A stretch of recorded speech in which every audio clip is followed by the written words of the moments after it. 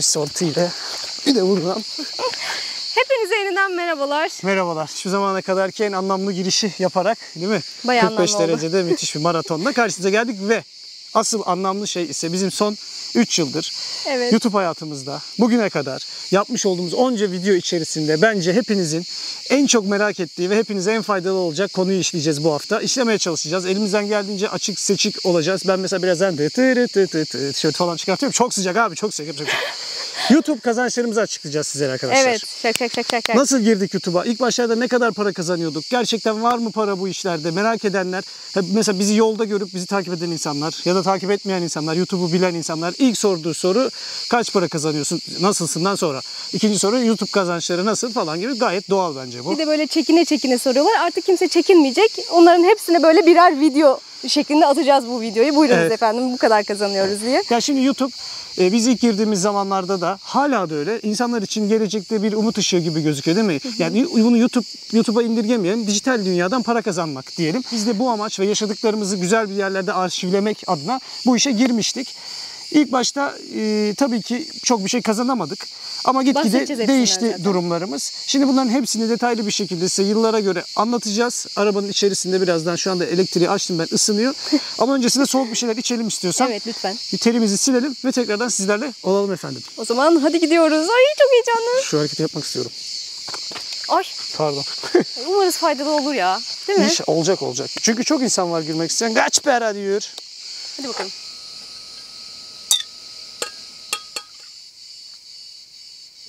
Evet, hazırlıklar yapıldı. Soğuk kahvelerimiz yapıldı. Sinekler ve eşek arılarıyla birlikte sizlere YouTube gelirlerimizi açıklayacağız. Bazı konu başlıklarıyla şu anda bir taraflarda yazdık bunları tabii ki. Oradan kopya çakya yapacağız bunu. Başlayalım. Soru cevap şeklinde mi gidelim? Nasıl yapalım? Ya soru cevap şeklinde mi gideriz bilmiyorum ama ben sana ilk başta bir soru sormak istiyorum. Buyurun efendim. YouTube'a nasıl girdik? Şimdi biz YouTube'a nasıl girdik? Biz evlendik. Sene 2017. Niye onay alıyorsun benden? Evlendik mi biz? Evet. Her şey yolunda. Ondan sonra Ebru başladı, hadi YouTube'a girelim diye. Ondan sonra ben de dedim ki hadi girmeyelim. O zaman bizim bir karavanımız vardı. Biz yine geziler yapıyorduk. O da tabii ki bu gezileri YouTube'a niye çevirmeyelim diye bana diretiyordu. Evet. Ondan sonra dayanamadım daha fazla ve YouTube'a bu şekilde girdik. Evet. Biraz daha detaylandırmak gerekirse eğer, yazları bir işimiz var zaten. Kışları da bir boşluktayız. O boşluğu biz her zaman gezerek değerlendiriyorduk. Şimdi ayrıca bir iş yapmak istemiyoruz. Çünkü gezmek istiyoruz. Evet. Gezerken de yapılabilecek birkaç tane iş var. Onlardan bir tanesi YouTube. Ben zaten YouTube'u çok istiyordum. Cihan'a da söyledim. Cihan'ın da bu arada eski filmlerine rastladım. Yani birkaç tane böyle kısa film tadında bir şeyler çekmiş. Tarantino ile ortak yapımlarımız. Ve çok hoşuma gitti. Bu işlerden de anladığını duyunca tamam dedim. Biz bu işi yapmak zorundayız artık. Ve bu şekilde girdik. Birikmiş birkaç tane videomuz vardı yoldayken. Yani biz açıkçası o kadar gezdik öncesinde de ne öyle fotoğraf çekelim, ne video çekelim. Böyle alışkanlıklarımız yoktu bizim. Evet. O yüzden elimizde öyle çok fazla videolar da yoktu. Hele bende bir huy vardı, hemen onu da söyleyeyim size. Nasıl bir geri kafalı bir huysa. Ben gittiğim yerlerde çok fazla fotoğraf çekmeyi sevmem. Evet. Sevmezdim daha doğrusu. Hala sevmiyorum da yine eskisinden daha çok seviyorum. Nedeni de şu: o gittiğim yerlerin fotoğrafı olursa elimde, onlara bakar bir daha oraya gitmem. O güzelliklerden kendimi mahrum bırakırım. Bak, Evet, bak kelimelere bak. Nasıl güzel kelimelerle de diziyorum. O duyguyu anlatabileyim diye sizlere. Öyle saçma sapan bir huyum vardı. Ona rağmen Ebru beni kandırdı ve YouTube'a girdik. Evet. İyi ki de girdik. Gel tebrik edelim birbirimize. Hoppala karavana. O elimizde olan birkaç tane videonun yetersiz olduğunu fark ettik. Yani YouTube'a atmak için 4-5 dakika var ya da yoktu. Evet. Genelde de zaten drone görüntüleriydi. O da yine bize kalsın diye çektiğimiz görüntülerdi. Onların arkasına tabii ki kendimize anlatacağımız bir video koymamız gerekiyordu. Aldık kamerayı. Kamera da yok, hatta o GoPro var elimizde. GoPro 5 Black. GoPro'yu aldık. Karşısına geçtik. Konuşamıyoruz. Evet. Neredeyse bir ay giriş konuşması yapmaya çalıştık ama yapamıyoruz. Yani o kadar zor bir şey ki kameranın karşısına geçip arkada hiç kimse yokken konuşma yapmaya çalışmak. Ya hiç bu kadar zor olacağını düşünmemiştik. Tamam, bir iş olarak düşünüyoruz bunu ama bunun zorluğunu hiç düşünmedik. Biz gezerken video çekeriz diyorduk her zaman. Oh ne hala. Bir de biz iki Koç burcu o kadar mükemmelliyetçiyiz ki yani ilk videomuzu yapmamız, editi bile günlerimizi aldı. 28 sene. Sadece 10 dakika Avatar'la videosu. yarışıyorduk o dönem. Onlar daha önce çıkardı tabii. Sadece 10 dakika bir videoydu ama gerçekten onu yapmak aylarımızı aldı. Neyse, ilk videoyu yaptık bir şekilde ve koyduk YouTube'a. Evet, YouTube'a koyduk. Ondan sonra o video bir kısım izlendikten sonra Arkasından baktık, yapmaya değer bulduk ve 3, 4, 5, 6 o şekilde devam etti videolarımız. Bunun kazanç kısmına gelirsek eğer, ilk başlarda biz kazancı konuştuğumuzu hiç hatırlamıyorum açıkçası. Çünkü zaten öyle bir şey yoktu. Biz eğer YouTube'a para kazanmak için giriyoruz diye girseydik eğer devam edemezdik. Çünkü ilk bir sene boyunca, zaten istatistikleri göstereceğiz size, ilk bir sene boyunca neredeyse hiçbir şey kazanmadık. Yani onun o yol masrafları, tabii ki. Yani bir düşünsene, inanılmaz yani. Hep içeridendi gerçekten, ama biz zaten gezdiğimiz için buna masraf olarak bakmıyorduk. Yani 3-5 kuruş ne kadar geri gelirse kârdır diye bakıyorduk biz olaya. Şimdi biz bu videoyu öncelikle kime yapıyoruz? YouTube'a girip para kazanmak isteyen birisine mi yapıyoruz? Yoksa YouTube'da şu anda olup da ne zaman para kazanacağım diyen birisine mi? Yoksa YouTube'da para kazanıp nasıl daha çok para kazanırım diyen birisine mi? Yoksa hepsine mi? Hiçbiri. C. Bence hepsi. Bir de ayrıca şu var, bizi izleyen insanlar da ne kadar kazandığımızı merak ediyor olabilir. Tamam, o zaman şöyle sıfırdan şu ana kadar, en azından bizim deneyimlediğimiz olan kısma kadar kapsayıcı bir şekilde anlatmaya çalışalım. Şöyle başlıyor. YouTube'dan para kazanmak istiyorsanız önce bir kanal açıyorsunuz. Sonra bu kanal eğer ne zaman ki 1000 saat, bizim zamanımızda öyleydi değil mi? 4000 saat, özür diliyorum. 4000 saatlik bir izlenme ve toplamda 1000 aboneye ulaştığında YouTube size attığınız videolar karşılığında küçük küçük paralar yollamaya başlıyor. Şimdi bizim ilk senemizde... Aslında reklam özelliğiniz açılıyor. Reklam verme özelliğiniz açılıyor. Doğru. Ama o zaman da var reklam. Yani ilk YouTube'a video attığında da YouTube yine reklam koyuyor ama o reklam gelirlerini kendine alıyor. Evet. Biraz gaddardır kendisi. Bakmayın öyle uzaktan kırmızı şeyde durduğuna. Bizim kazandığımız ilk paralara gelirsek eğer, kaç demiştik? Şubat'ın 20'sinde mi ilk videomuzu atmıştık? Evet. Bundan tam bir ay sonra, doğru mu? Evet. 4. videomuzda 5 de olabilir. 4 ya da 5. videomuzda. Buradan bakalım, hemen şey yapabiliriz. Tamam, bakalım, hatta size de gösterelim. Her şey açık. Evet. Buraları önden kurmuştuk. YouTube. Şu anda dağdayız. İnternetimiz bayağı iyi çekiyor. O yüzden buraları yine şöyle evden iyi çekiyor ya. Şu anda YouTube'da ilk bir yıl içerisindeki bütün performansımızı gördüğümüz sayfayı açtık. Sizlere de yine ekranın bir tarafına bunu koyuyoruz. Hemen gösterelim. Şu benim kafamı kapatabilirsin. 2, 3, 4, 5. Bak 5. videoda neymiş? Karavanda bir gün videosu. Şurada 0.58 kuruşla 19 Mart'ta bizim ilk paramız yatmış. Tebrik ederim. Canımsın. İnşallah yolumuz açık olur. 0.58 tam bir ay sonra. Evet. Şubat, Mart. İlk paramız yatmış. Daha sonra bu işte bakın günlük mesela böyle 8 lira, 5, 4 video attığımız günler 20 liraya çıkmış gelirlerimiz. Yani biz her video attığımızda 20, ondan sonra tekrardan düşer bu, 4'e düşmüş, 5, yine bir video atmışız mesela 10 lira gelmiş burada gibi. Video attığımız günlerde ilk aylarda YouTube'da para kazanmaya başladığımızda ortalama 15-20 lira attığımız gün para kazanmışız. Evet. Peki sen şunu hatırlıyor musun? Biz böyle buradaki istatistikler, her şeyi veriyor size sistem zaten bilgisayar üzerinden. Ben onu bir de bakkal gibi defterde tutuyordum o bilgileri. Hatırlıyor musun? Gün gün işte gelen para, abone, izlenme, tabii benim o defterler duruyor. YouTube'a yollayacağım. İleride nostaljik şey olsun. Ya biz bayağı Müzesinde böyle saklasın. bir ilkler hatırlanıyor. Ben ilk videoyu atış anımızı, heyecanımı, ilk para gelişini, ilk yorumu, bunların hepsini hatırlıyorsun. Çünkü yeni bir iş aslında elde ediyorsun. Şimdi gel gelelim bir sene boyunca biz düzenli olarak videolarımızı, tabii düzenli derken şurada bir aksama olmuş. Bakın mesela bu neymiş? 15 Mayıs'la 26 Ekim arasında sadece 2, 3, 5, 6 tane video atmışız. Bunun nedeni de yaz sezonunun araya girmesi ve bizim otel işlerimizin başlaması. Bu arayı boş bırakıp ondan sonra tekrardan düzenli videolara başlamışız. Evet. Bir senenin sonundaysa şu gördüğünüz rakam, yani toplam 9029 lira para kazanmışız YouTube'dan. Şubat 20 2019, Şubat 20 2020 yılları arasında 9.000 lira para kazanmışız. Bir dakika, 9.000 liranın %18'ine düşmem gerekiyor.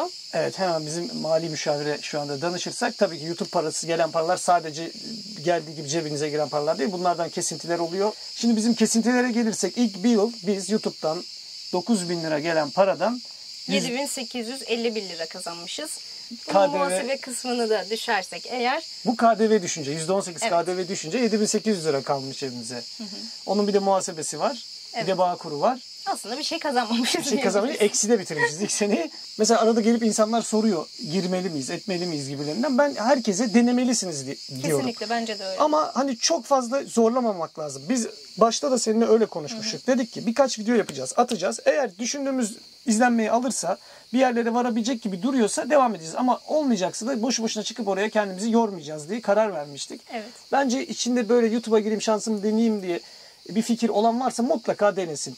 Telefonla, Kesinlikle. kamerayla, ödünç aldığı, kiraladığı kamerayla, neyle olursa olsun denesin. İçinde kalmasın. Eğer ki bunu zorla yapıyorsa, sevmezse zaman hırsızlığından başka bir şey değil. Biz sevdik. Sizlerle bir araya gelişimiz, şansımız, bizi sevişiniz ve videolarımızı izleyişiniz, karşılık verişiniz sayesinde devam edebiliyoruz. Yoksa bir gelir yok bu işte. Şimdi devam ettikçe zaten göreceksiniz. Öyle var mı sence? Ya şöyle bir şey var. Eğer senin hobini karşılıyorsa sen zaten bunu yapıyorsun. Biz zaten geziyoruz. O gezilerimizi karşılasın, bize yeter diye baktık. Evet. Buradan kazanç elde ederiz diye bakmadık. Hem onu karşılar hem Evet, biz aynen. insanlara bir şey veririz.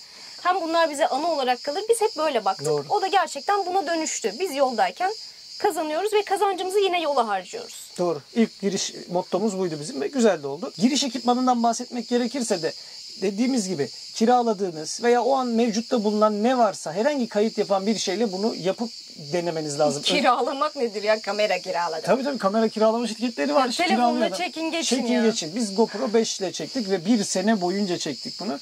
Bizim avantajımız neydi? Birazcık bu video işleme programlarını biliyorduk. İşte montaj programlarını, zamanında benim yaptığım böyle saçma sapan şeyler vardı. Onları montajlarken falan kullandım. Adobe Premiere'i kullanıyoruz biz bu arada. Onu da çok soruyorsunuz. Evet. Piyasada 3-5 tane program var böyle ana bu işi yapan. Biz Adobe Premiere kullanıyoruz.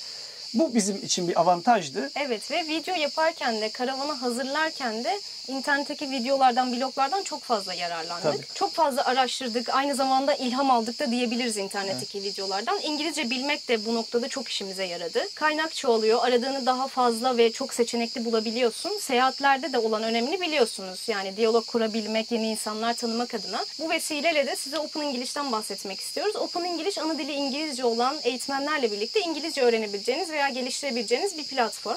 20 dakikalık birebir dersler alabiliyorsunuz. Akademik, iş İngilizcesi gibi kategorilerde kendinizi geliştirebiliyorsunuz. Bir de inovatif telaffuz aracı var. İnovatif telaffuz aracı size bir cümle veriyor ve onu okumanızı istiyor. Okurken nasıl doğru telaffuz edebileceğinizi söylüyor size. Dilerseniz eğer uluslararası sınavlara da hazırlanabiliyorsunuz. Çevirmen, yazma aracı, sözlük, dil bilgisi kılavuzu gibi İngilizce çalışırken ihtiyacınız olabilecek her kaynağa tek bir yerden erişim sağlayabiliyorsunuz. Şu anda Open English'te sınırlı sayıda 2 al 1 öde kampanyası var. Dilerseniz aşağıdaki linke tıklayarak bu kampanyadan yararlanabilirsiniz. Arkadaşlarınızla birlikte İngilizce öğrenmeye veya geliştirmeye başlayabilirsiniz. Açıklamaya bıraktık. Bıraktık. Bıraktık. YouTube'da 3 yılı tamamladıktan sonra kazandığımız aylık gelirleri size anlatmadan önce hemen şunu da söyleyelim. Bunlar tabii ki bizim şu ana kadar anlayabildiğimiz şeyler. Bunların kesin doğrusu bizde değil. Bana sorarsan internette bunu tamamen çözebilmiş olan bir şey de yok. Evet. Bir bilgi de yok bu çözümlemeyi anlatan. YouTube'un kendi yayınladığı işte yayınlar var. Orada biraz değiniyor ama tamamen böyle nokta atışı YouTube sisteminin nasıl çalıştığını bence kimse bilmiyor. YouTube'da zaten bunu insanlara söylemek istemiyor. Biz kendi çözümleyebildiğimiz kadar olan kısımlarını size anlatıyoruz. Şimdi burada bahsetmek istediğim şu var. YouTube'dan bize bu paralar nereden geliyor? YouTube kendi cebinden sonuçta vermiyor bu parayı. Şöyle geliyor bizim çözebildiğimiz kadarıyla. 2-3 tane yöntem var. Bir tanesi bu videolarımızın arasında yayınlanan reklamlar karşılığı, izlenmeler karşılığı YouTube bu parayı size veriyor. Nasıl veriyor? O reklamı YouTube'a yayınlanması için veren firma, mesela örnek veriyorum X firması YouTube'a diyor ki benim şu reklamımı videolar arasında yayınla. Ben de sana X kuruş vereyim. Tamam diyor YouTube. Alıyor reklamları sizin videolarınızın arasına koyuyor. Aldığı paranın Y kısmını size, Y çarpı 15 kısmını kendisine alıyor. Şimdi bu birinci yöntem. İkinci yöntem, aynı firmalar, X firması YouTube'a gidiyor. Diyor ki benim diyor örnek şu bardağın diyor reklamını şu kanalda yayınla diyor. Yani mesela diyor ki Yolcuların Dikkati kanalında benim bardağım araya reklam olarak girsin diyor. Eğer böyle özel bir reklam isteğiyle YouTube'a gidersek X firması daha çok ödeme yapıyor YouTube'a ve YouTube da bunun karşılığında size daha çok ödeme yapıyor. Ya reklam gelirlerinizin artması aslında bir anlamda buradan başlıyor diye. Ondan sonra bir diğer yöntemse YouTube'un kendi size cebinden verdiği bir para gibi bir şey var ama o sıfıra yakın yani. O yok gibi bir şey. Yıllık 500 lira, 1000 lira değil gibi. Evet, öyle yani saçma reklam bir şey var. olmadan demek istiyorsun değil mi? Ya YouTube premium gelirleri gibi bir şeyler var ya onlar işte. Onu tam Yani bir de bilmiyorum. videonun içerisinde reklam olmazsa kazanamıyorsun. Yani bunu Evet. kısaca söylemek istiyoruz. O yüzden de zaten video 8 dakikaya geçmek zorunda. Eskiden o 10 dakikaydı. 10 dakikayı geçtiğinde videonun içerisine reklam koyabiliyorsun. Şöyle bir şey var. Daha fazla nasıl kazanırsın? Videonun içine ne kadar çok reklam koyarsan, bu arada o bizim elimizde olan bir şey. YouTube kendi de koyuyor ama ekstra biz de eklemek ya da çıkarmak istersek bunu yapabiliyoruz. Ne kadar çok video koyarsan, ne kadar çok reklam koyarsan videonun içerisine aslında o kadar kazanırsın. Ama bu izleyiciyi çok sıkan bir şey olur. Ama bu her reklam görüntülenmiyor sizde Tabii 2 izlerken. tane, 3 tane görüyorsunuz. Değil mi? Öyle oluyor. Evet. 3-5 tane maksimum yani diyelim. Sanırım videodaki reklamlara tıkladığınızda mesela biz daha fazla kazanç elde ediyoruz. Onu ama bilmiyorum. o kazançlar çok yüksek rakamlar değil. Yani bu 1-2 kişiyle olacak işler değil zaten. Değil. Şunu da hazır yeri gelmişken söyleyelim. YouTube'un yine buradan hatta açarak söyleyeyim ben size onu. Şöyle nereden söylerim? Kontrol panelinden. Hemen göstereyim. YouTube gelirleriniz izlendiğiniz ülke üzerinden değişiyor. Şöyle ki biz Türkiye'den yayın yapıyoruz. Eğer bizi Türkiye'den izleyenler çoksa onun bir katsayısı var. Şöyle ki 1000 izleyiciye, ya tam rakamı vermek isterim size. O yüzden hemen şuradan gelire gireyim. Aslında bu en önemli nokta. Para kazanma kısmını değinirsek en önemli nokta burası. Şimdi bakın mesela burada Türkiye neredeymiş? Burada 9.33. 1000 gösterim başına maliyet. Yani Türkiye'de 1000 kişi sizi izlediğinde 9 lira para kazanıyorsunuz. Bu rakam birinci sıraya çıktığımızda Avustralya'daysa 165 lira kazanıyorsunuz. Bu da şu demek. Eğer bizim izleyicilerimiz Türkiye'deyse, ki sizler Türkiye'deyiz hepimiz. Bunun ekran görüntüsünü de Koyarız. Sizlerin 1000 izlenmesi vermesi demek bize 10 lira kazandırıyor demek. Evet. Ama Avustralya'dan birilerinin bizi izlemesi demek 1000 gösterimde 165 lira, yani 16 katına denk geliyor. YouTube'da para kazanmanın bence en önemli püf noktalarından bir tanesi de bu zaten. Yani globale hizmet eden videolar yapabilmeniz. Düşünün ki buradakinin 15-20 katı kazanabiliyorsunuz. Eğer yurt dışından da izlenme getirebilirseniz kanalınıza. Bunu çok merak ediyorlar. Yani videoyu beğendiğimizde ya da yorum attığımızda siz kazanıyor musunuz? Ona göre daha fazla yorum atalım gibi. Beğeninin ve yorumun bir karşılığı yok maddi olarak. Ama itekliyor bizi. Yani daha fazla insanın önüne çıkarıyor. Belki hem ilk videoda bir katkısı olmuyor ama bir ay sonra katkısı yani oluyor psikolojik mutlaka. anlamda itekliyor derken Kesinlikle hem o şekilde itekliyor hem de YouTube'daki algoritma da sizi itekliyor. Daha çok beğeni alışınız YouTube'da yeni insanlara sizin videonuzun sunulması anlamında itekliyor demek istedin değil mi O zaman sen? şu anda ne yapmanız gerektiğini biliyorsunuz bence. Evet, durdurup beğene basalım arkadaşlar. Doğru mu? Bunu mu demek istedin? Evet. Peki abone olmayanlar, şu ana kadar izleyenler abone olsunlar. Olun. Abone olun artık arkadaşlar. Abone olunca ki bu kadar bilgiyi size babanız vermez. Diğer mevzuysa YouTube'da daha çok izlenme almanızla ilgili olarak seçtiğiniz konseptin ulaşacağı kitle. Biz mesela örnek veriyorum, biz karavan konsepti, doğa gezi konsepti üzerinden hareket etmiştik. Ama bunu karavana indirgeyerek hareket ettik ve ne oldu? Bizim izleyici kitlemiz, yani sizlerin geneli yaş ortalaması 24-35 değil mi bizim asıl en çok izleyici kitlemiz? Evet. 24-35 yaş kitlesine, yani bizim yaşlarımız aslında Evet. hitaben bir kanal oluşturmuş olduk. Bu da çok önemli. Ne yapacağınızı çıkamelli. Ne yapacağınıza iyi karar veriyorsunuz ve ona göre, kitlenize göre videolar, konular, video başlıkları oluşturmanız gerekiyor. Şöyle ki siz gelip de karavan gibi bir konuyu işleyeceğim deyip, örnek veriyorum, 18-24 yaş arası gençlere aslında ulaşmaya çalışıyorsanız yanlış yapmış olursunuz. Çünkü karavan merakı insanlarda 20'li yaşlarından daha çok sonra başladığı için. Ama daha böyle başka konular işleyip gençlere ulaşacağım derseniz de ona göre kendinizi bir şekillendirmeniz gerekiyor. Bu çok çok önemli. Bu arada bizim kategorimiz gezi diye geçiyor. Birkaç tane kategori var. Gezi ve etkinlik. Gezi ve etkinlik. Birkaç tane var işte, sağlık, eğitim, eğlence, gezi vesaire vesaire gibi. Bunlara girdiğinizde de hangisi olacağına karar verin. Bunlarda da bu arada parada, kazançta fark var ama büyük var. değil o fark. Kesinlikle değil. Yani biri 1 lirayken biri 10 lira değil ama bildiğimiz kadarıyla eğitim bir tık daha yüksek, En yüksek. Benim bildiğim kazandırıyor. evet. Yani aslında şu anda YouTube'a girmek isteyenler, kendi becerikli olduğu bir konu varsa bunu insanlara da öğretmek açısından hem de kendisini geliştirmek açısından eğitim konseptiyle bir şeyler yaptığında hem en çok parayı kazanabilme potansiyeline sahip hem de en çok kitleye ulaşabilme. Çünkü eğitim dediğinizde genç kitlenin de daha çok ilgisini çekiyor olabilir. Her ne kadar eğlence gibi düşünülse de aslında eğitime de bence büyük bir araştırma vardır YouTube'da. Eğer şimdi öneri kısmına geçtiysek bir tık, ben de bir şey söylemek istiyorum. Lütfen Bence efendim. eğer sevdiğiniz iş, tamam o bir tarafta, ama bunu ben iş olarak yapmak istiyorum. Gerçekten bu benim mesleğim olsun ve ben buradan para kazanayım. Sadece derdim bu derseniz de bence dünyaya oynamaya çalışın. Orada çünkü çok daha hem başarılı olursunuz ve bana kalırsa daha kolay videolar, daha kolay içerikler üretirsiniz gibime geliyor. Çünkü Bence bu de. kısmın en zorlayıcı en zorlayıcı kısmı kamera karşısında kendini ifade etme Evet, yani durumu. şöyle ki ben mesela bazen ister istemez ağzımdan kötü kelimeler çıkabildiği bir insan tipindeyim. Ama burada tabii ona dikkat etmek durumundasınız falan. O yüzden hiç bu işlere girmeyin. Siz eğitimden abi yolunuzu yavaş yavaş yapın. Öyle değil mi? Evet. Herkesin becerikli olduğu bir konu var. Evet. Tabii. Öğretmeye çalış insanlara. İlgisini illaki birilerini çekecek. Sen de kendini geliştireceksin o şekilde. Para da kazanacaksın. Hobi olarak başlayacaksın. Sonra işe dönüşecek. Usta olmaya başlayacaksın. Hani sanayide diyorlar ya ustalara çırak yetişmiyor artık diye falan. Belki yeni nesil dijital çıraklar böyle oluşur. Ama gerçek fiziksel dönüşü de olan bir meslek grubu da. Bence orada. bizim bir tarafta da aslında eğitim, biliyor musun? Bizim mi? Evet. Allah ben kendimi eğitememişim daha ya. Hayır, eğitim vermek değil ama mesela geziyle ilgili bir eğitim veriyoruz aslında biz. Belki. Karavan hayatına dair, minimal yaşama dair bir eğitim Tabii aslında. ki eğitim demek zaten koskoca bir Evet. derya deniz.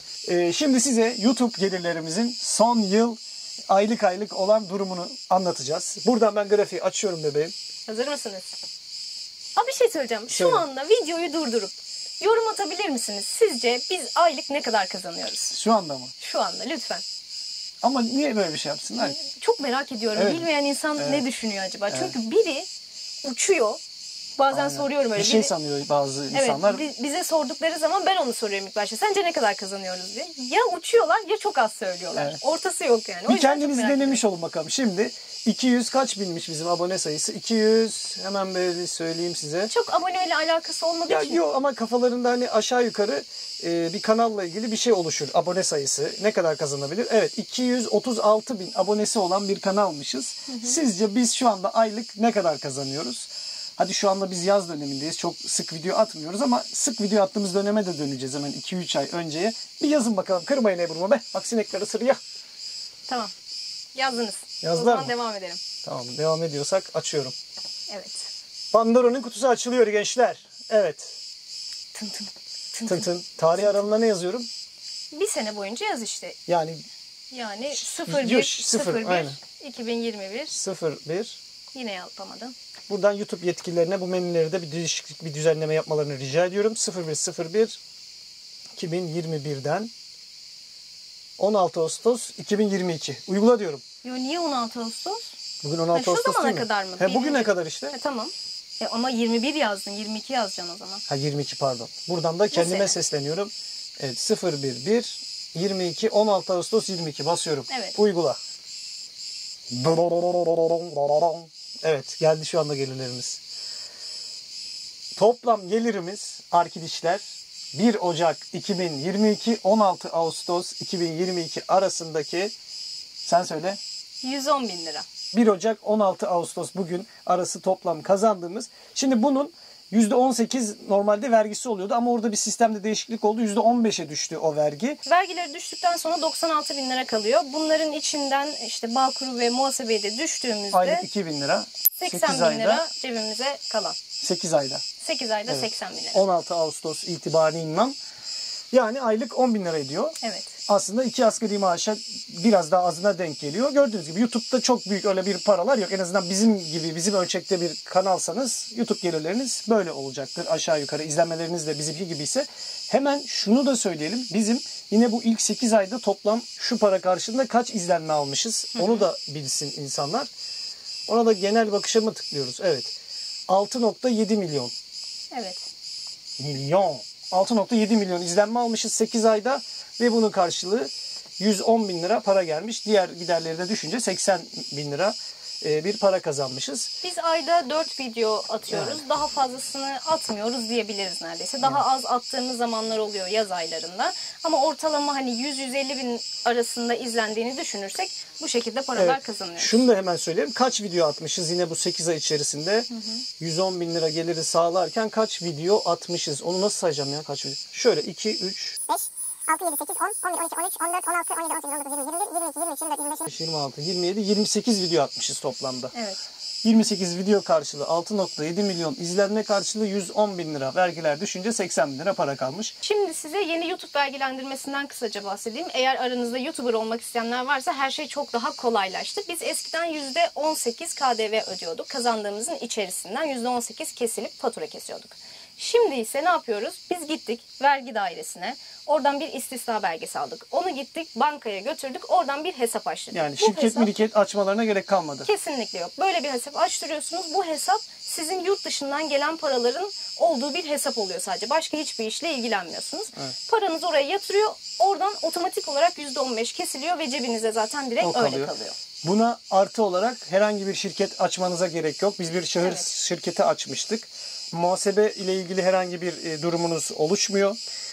Bağkur yatırmanız gerekmiyor. YouTube kazancının yanında ekstra olarak işbirliklerimiz de oluyor ara sıra. Oradan da kazanç elde ediyoruz. Dolaylı yoldan aslında diğer işimize de çok faydası var. Evet. Çünkü otele neredeyse hep takipçilerimiz geliyor.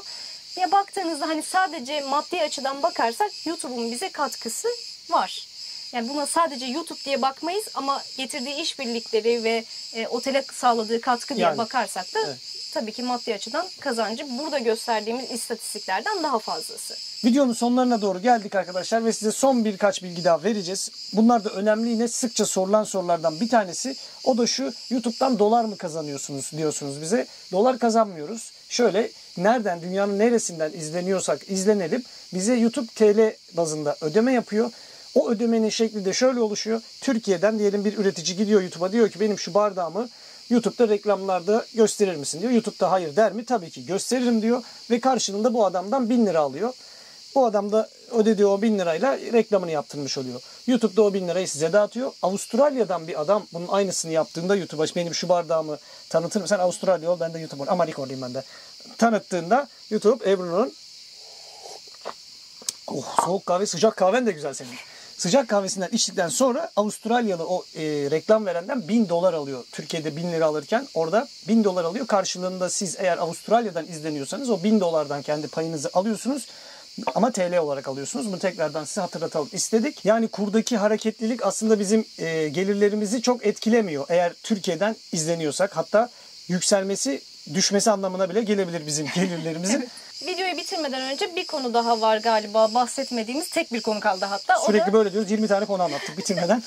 O da videonun uzunluğu. Videonuzu ne kadar uzun koyarsanız o kadar fazla para kazanabilirsiniz. Çünkü içerisine çok daha fazla reklam koyabilirsiniz. Reklam koymak demek de gelir elde etmek demek. Aynı zamanda galiba o 1000 gösterim başına aldığın para da reklam uzunluğuna göre daha fazla artıyor diye biliyoruz. Ancak yine şöyle çok kilit bir YouTube hareketi var orada. Eğer diyelim siz 1 saatlik bir video yaptınız, çok reklam koyacağım, çok para kazanacağım diye, sizin o 1 saatlik videoyu izletmeniz de gerekiyor. Sizin 1 saatlik videonuzun içerisinden adam 2 dakika izliyorsa o video önerilmiyor. Yani çok enteresan denklemler var iç içe geçmiş olan. Biz 20-30 dakika aralığında şu ana kadar başarılı olduk. Ama yarın onu 1 saat yapıp izletemezsek o videoyu, bu sefer başarısız sınıfına gireriz bence. O da Biz çok zaten önemli. daha önce dediğimiz gibi iyi iş yapmaya özen gösteriyoruz. Öyle boş boş işte video uzun olsun diye 10 dakika koyamayız yani. YouTube'la ilgili bildiğimiz ne varsa sizlere aktarmaya çalıştık. Umarız ki faydalı bir kılavuz olur sizler için. Yani bizim elimizden bu kadar geliyor. 3 senede bu kadarını çözebildik. Evet. Sıfırdan hatırladığımızda hemen bir özet geçersek, elimizde bakkal veresiye defteri gibi defterlerde gelen gidenleri yazarken, orada da varken tabii ki böyle bir hevesle başladık. İyi ki de böyle başlamışız. Sabırla devam ettik. Tekrar hatırlatalım. Biraz başarı gördük. Yoksa başarısız olduğumuz şeyde diretmezdik. Kendimizi, zamanımızı harcamazdık. Devam ettik. Şuraya kadar geldik. 3 sene. Sizler sayesinde geldik tabii ki buraya kadar. Siz olmasanız biz hiçiz YouTube'da sonuçta. Müthiş eksiklerimiz vardır. Müthiş bilmediğimiz olaylar vardır, trikler vardır. YouTube'da kendini ileriye atabileceğin başka teknik olaylar vardır. Biz onlara henüz erişemedik ama herkes nasibini yermiş bu hayatta, değil mi Ebru'cum? O yüzden bizim durumumuz bu. Sizlerle paylaştık. Sadece şöyle son bir kıyak geçelim istedik size. Önümüzde açtık listeyi. Size 3 yıllık YouTube tarihimizde en çok izlenen videomuz ve karşılığında ne kadar para kazandığımızı söyleyeceğiz. 3 videomuz. Şöyle ki, ev turu videomuz, görüntülemesi 806 bin, kazanç 10 bin lira. 10 dakikada 2,5 ay videomuz ünlü. 4 milyon görüntüleme karşılığı 7,8 1000 lira, Bakın 7000 o lira. aslında onun neredeyse 5 katı izlenmiş ama daha az kazanmış. Bunun nedeni birincisi 10 dakika olması, içerisine çok fazla video, reklam sığmaması. Koymadık da zaten biz. Evet, o zaman koymuyorduk galiba. YouTube ne verirse onu alıyorduk biz reklamlarda. Çok sebebi var. Daha bir sürü Evet, sebepleri var. Üçüncü videomuzda Fethiye'de gezilecek yerler. En son çektiğimiz video 7500 lira kazandırmış bize. Onun da izlenmesi 278 binmiş. Böyle listeler açık seçik sizlere her şeyi anlattık. Umuyoruz ki bir şeyler kapabilirsiniz. Buradan bir fayda sağlarsınız Umarız. kendinize. Videolar bu arada ilk 2 gün para kazandırıyor. Sonra o yavaşlıyor. Bunu da söylemiş olalım. Evet, bir video 2 gün. Aynen. Başka galiba anlatacak hiçbir şey kalmadı. Bildiğimiz ne varsa döküldük bugün. Evet. Umarız ki faydalı olur sizler için de. İnşallah.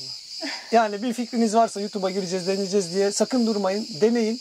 Ama baktınız olmuyor 1-2 ayın sonunda daha fazla üzülmeden başka işlere yönelin. Dijitalde çünkü çok fazla imkan var. Bunu yapabilirsiniz. Şimdi bundan sonra ne zaman görüşüyoruz? Umarız haftaya, olmazsa 2 hafta sonra.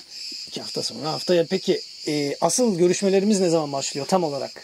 Eylül'ü bitirir miyiz? Eylül boyu? Bir Eylül 15 gibi falan diyebiliriz. Evet. Eylül 15'ten sonra bizden bolca videolar görüp bizden sıkılacağınız zamanlar başlamış olacak efendim. Kendinize dikkat edin. Çoluğunuza, çocuğunuza dikkat edin. Sıcaklar hala sıcak. Dikkat edin. Her şeye dikkat edin. Hayatta sizleri seviyoruz ve öpüyoruz efendim. Teşekkür ederiz bizi izlediğiniz için. Hoşçakalın. Bir Umarız saniye. faydalı bir video olmuştur. Abone olsunlar. Abone olun ya. Abone olun. Bundan sonra abone olun arkadaşlar. Bundan sonra çünkü artık yaşımız geldi Kemal'e. Abonamız geldi Memale. Bir de beğeni sayılarımız düştü. O yüzden beğenirseniz de çok Evet. mutlu oluruz. Çünkü o bizi gerçekten mutlu eden bir şey. Evet. O beğenmeyen arkadaşları biz de sizi beğenmiyoruz arkadaşlar. Karşılık. Beğenmiyor. Beni beğenmeyeni ben de beğeneceğim ya. Beni seveni ben severim. Bak karım beni seviyor. Ben de onu seviyorum. Sen beni sev, ben seni seviyorum. Bitti. Hoşçakalın. Barbar.